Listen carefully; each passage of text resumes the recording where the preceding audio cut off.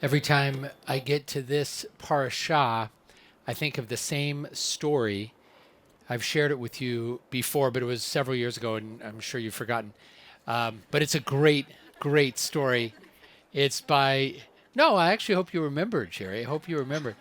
But it's one of my favorite stories. And actually, a few years back, I got a chance with some of you to go to Eastern Europe. And when we were in Warsaw, we went to the cemetery and I got to visit the grave of the writer of the story, I.L. Peretz. It's called A Pinch of Snuff.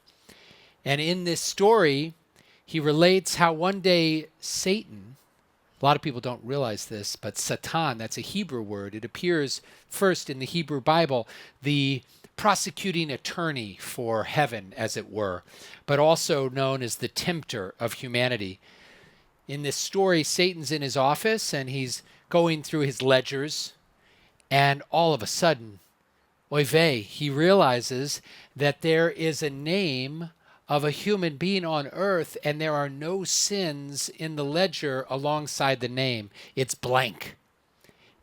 He calls for the recorder and he says, whereas we are told in the Bible that there is no man who lives who does only good and no evil, and whereas there is among the living one man known as the Rabbi of Chelm, who stands with one foot in the grave, and the debit side of his ledger is blank.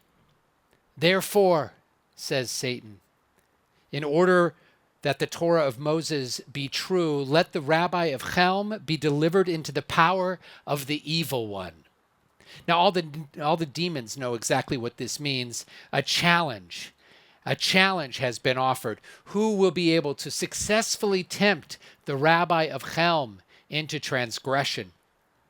And the demons come one by one. First, they send someone to bribe the rabbi. That's always the easiest way.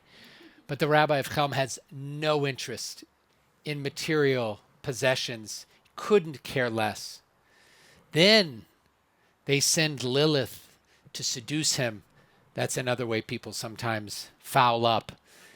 But nothing doing. She comes in to ask the rabbi if the chicken that she's carrying is kosher, but she's dressed in a very alluring way. But the rabbi only has eyes for the chicken.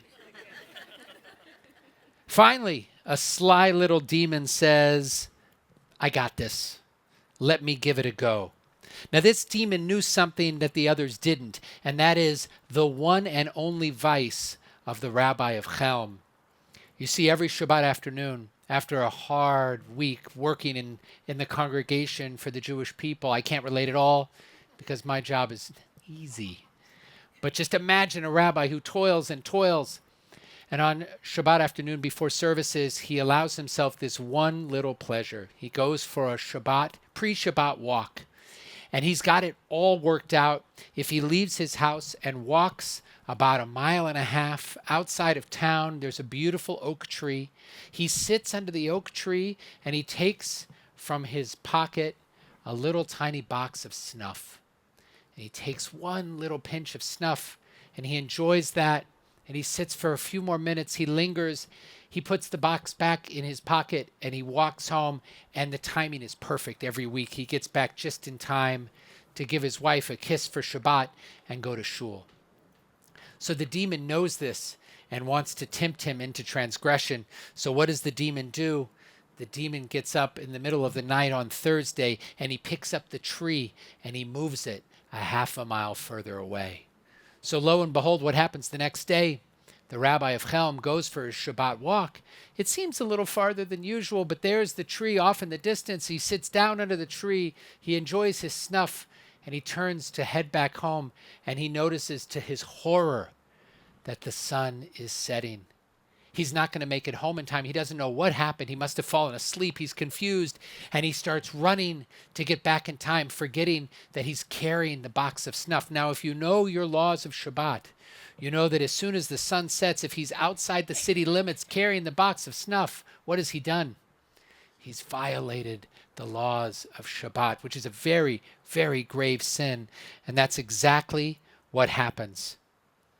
The demons are rejoicing They are slapping the sly little demon on the back and telling him what a great job he did. Everyone is blown away. Even Lilith comes over and says, I couldn't do it, but you did. Unbelievable. And finally, Satan says, before he gives the little demon the reward, how'd you do it? The little demon said to all of his peers, my friends, nobody ever stubs his toe against a mountain. It's the little lusts that bring a man down. Now, why does that story, delightful as it is, remind me every year when I get to Parashat Chukat of this week's Torah portion? Because if you've studied this parashah a little bit, you know that it tells the story of Moses' terrible sin, whose punishment was, what's the worst thing that God could punish Moses with, whose life's mission is to bring the Jewish people to the land of Israel? The punishment is, you don't get to go to the land of Israel. I'm also thinking about that, having just come back, and how lucky I feel and how easy it is, really. You get on a plane in Los Angeles and a short 16 hours later, you're there. But it really is, it's easy. And Moses spent a lifetime, and he didn't make it to the promised land. So it's the worst punishment, really, you could possibly imagine. And what is Moses' sin? What's the terrible thing he did that caused God to punish Moses by saying, you don't get to go to the promised land? Instead of talking to the rock, he hit the rock. That's the sin. So our sages are very confused because they don't think it's fair. Think about a lifetime of leadership. Think about a lifetime of work, whatever your job is. You make one small error, a forgivable one, and that's it. You get the ultimate punishment. You don't get to go to the land of Israel. So the sages have an argument over many centuries. It's one of the beautiful things about our Torah tradition. Some of the sages I'm going to mention to you lived hundreds of years apart in different parts of the Jewish world, some in Ashkenaz, some in Sfarad, some in the Mizrach, all over the Jewish world. Rashi and Rashbam, they ask the question, is it because he hit the rock? That must have been it, because the commandment in this week's Torah portion is God tells Moses, go and talk to the rock. But earlier in the Torah, God told Moses to strike the rock. And so some of the other commentators say it's not fair. It's like he intentionally, it's like Simon says, he intentionally figured out a way to kind of confuse Moses, because earlier he said strike the rock. So, Moses struck the rock instead of spoke to it. Maybe another one of the commentators, Targum Yonatan and Ibn Ezra, they both say that the sin was that Moses hits the rock twice, whereas earlier he was only asked to hit the rock once. So, okay, he didn't talk to the rock, he hit it, but you had to hit it twice? Is it showing off? Is it a type of dramatic flourish? We're not really sure. One of the commentators says it's because Moses loses his temper, which he does, and I can relate. What happens? His sister has just died. According to the Midrash, the reason that the Israelites have water while wandering in the wilderness is through the miracle of Miriam. It was through her goodness that there was always water for them. They would find the well of water. She dies in this week's Torah portion. His brother dies too. He's in mourning for his sister, but because she's gone, there's no water. So what do the Israelites do? Do they come and offer him their condolences? Do they say, oh, we're so sorry about Miriam? No, they come up to him and they say, Moses, great job, you schnook. We couldn't have just stayed in Egypt and starved to death and died of thirst. You had to drag us out into the desert. Can you imagine the Jewish people saying such a thing? Of course you can. Of course you can. And that's what they say. And Moses loses it.